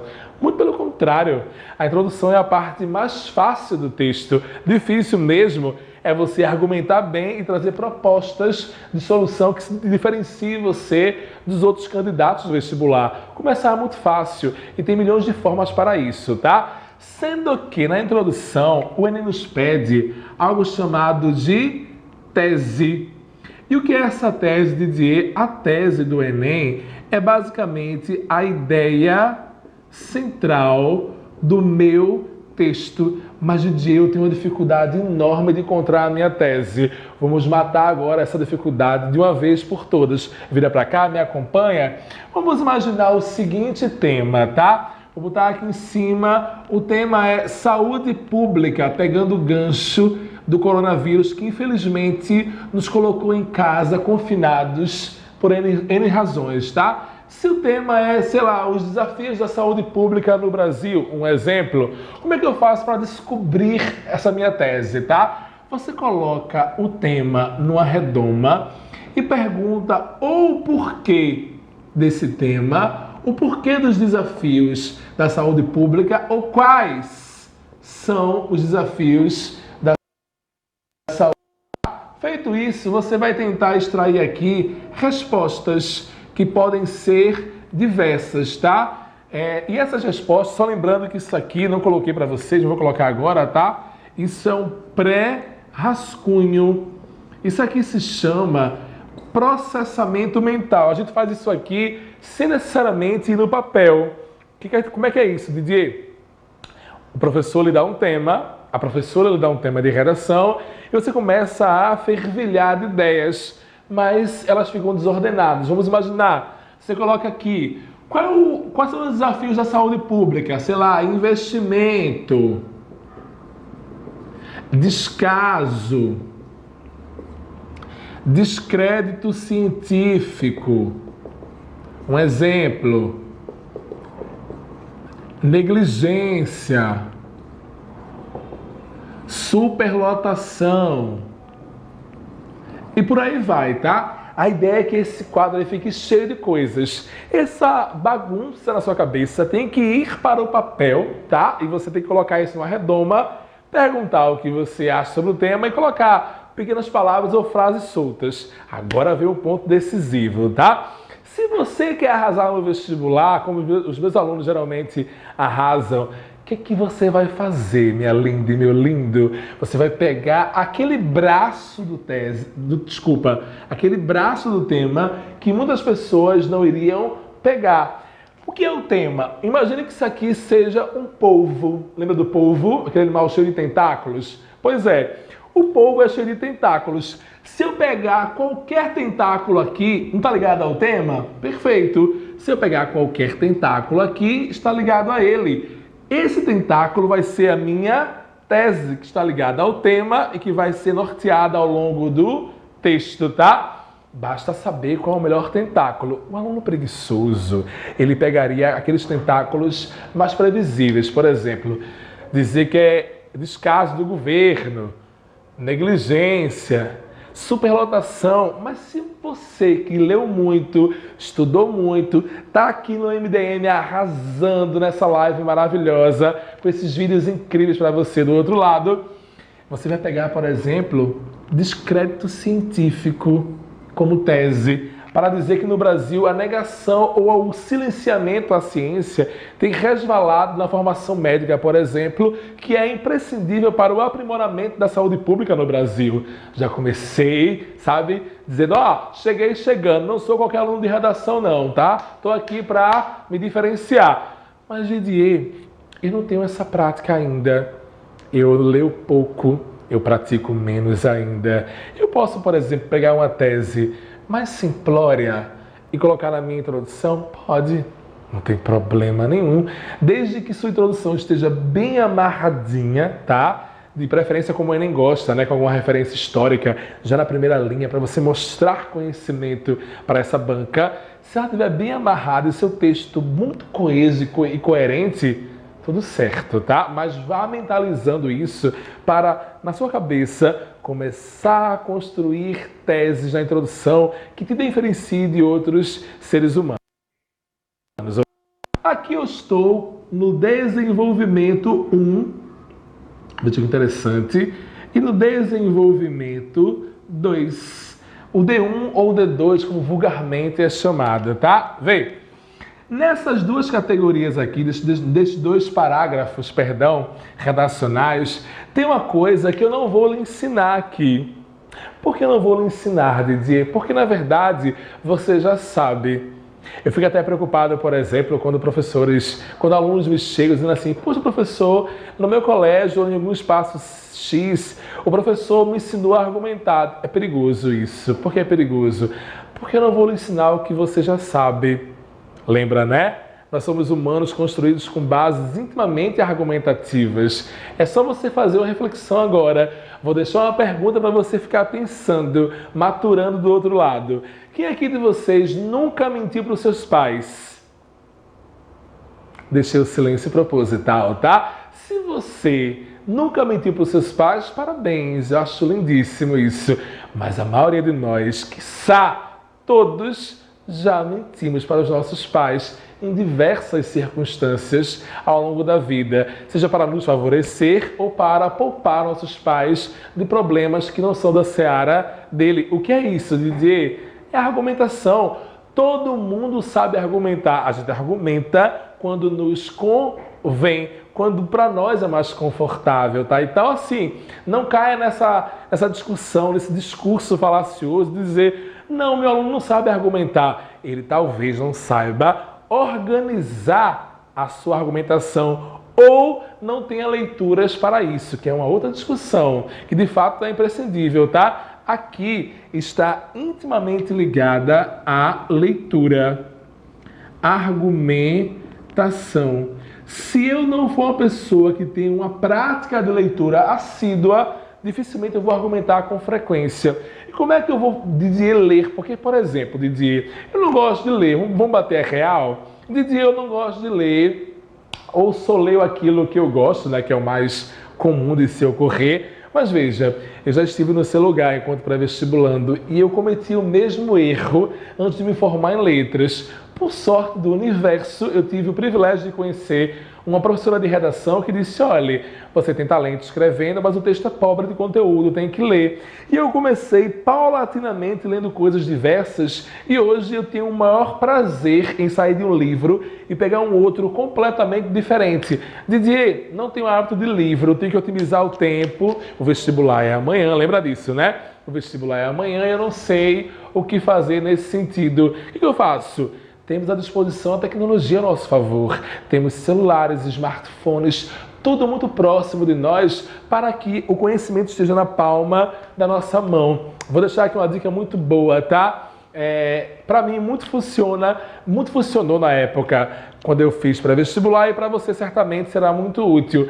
Eu gosto de ler duas coisas muito bacanas na internet. Eu gosto de ler blogs, sim, eles existem ainda, tá? E gosto de ler colunas de diversos jornais, de diversas pessoas, de áreas de conhecimento diversas também, tá? Por quê? Por exemplo, estamos vivendo esse dilema do coronavírus. Eu não saio imediatamente em sites como G1, UOL, BOL ou algo do tipo para ler as notícias, porque eu não quero só ler a notícia. A gente consegue isso muito fácil nos veículos de informação, mas eu quero o fato em si discutido argumentativamente pelas vozes de pessoas que de forma opinativa argumentam sobre esse texto. Mas só faça isso se você conseguir ler mais de um colunista, mais de um blog. Por que, Didier, isso? Se você ler só em um lugar, até em fontes jornalísticas, por exemplo, se eu leio só o G1, se eu leio só o R7, eu posso ficar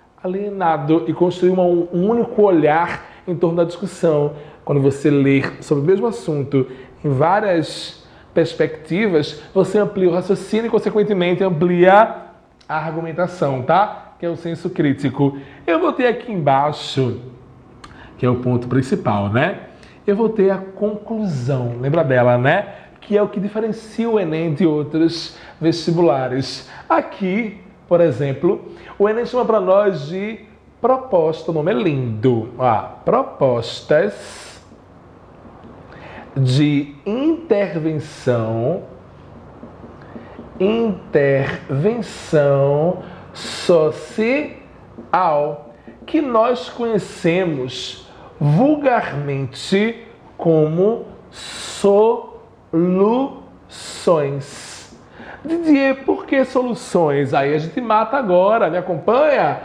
Esse tema vai pedir soluções porque lá em cima, lembra que eu coloquei no início?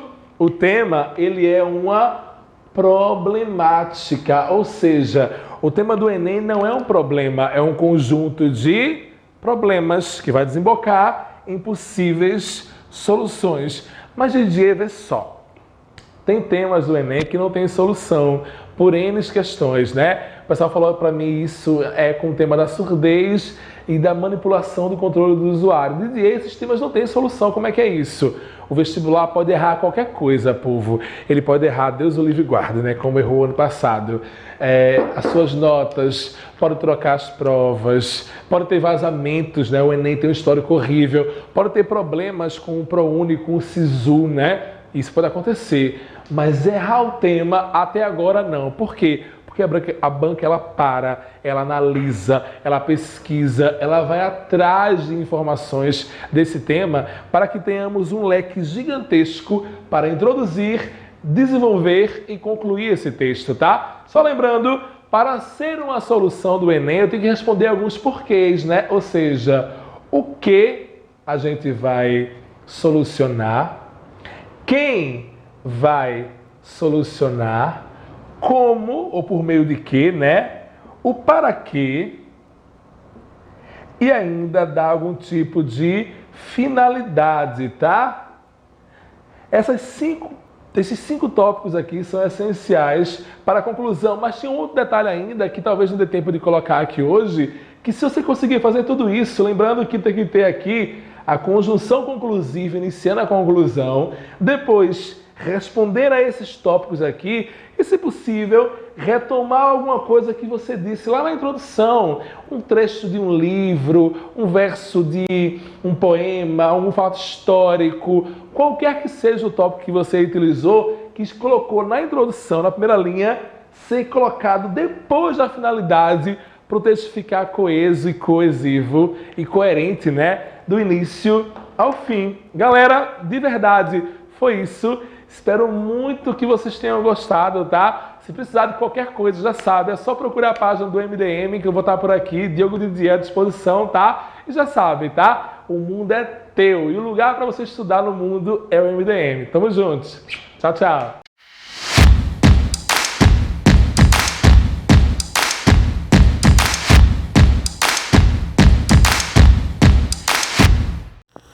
É isso aí, galera. E se você acha que esse aulão acabou, é um grande engano. Na verdade, isso aqui é só o começo. O MDM preparou uma surpresa especial para vocês. Se você permitir, nós, família MDM, vamos entrar agora na tua casa a partir desse momento. E a gente vai começar a corrigir redação, resolver questão, corrigir redação, resolver questão, tirar dúvida em todas as disciplinas que você tem. Porque o teu sonho é a nossa meta. Vamos parar de construir somente sonho e vamos começar a construir uma realidade diferente. Uma realidade onde, em 2021, você é aluno da Federal, da UPE ou de qualquer universidade que você sonhe. E para isso, conta com a gente. Entre em contato agora, @MDM Pré-Oficial, e pega um super desconto para você.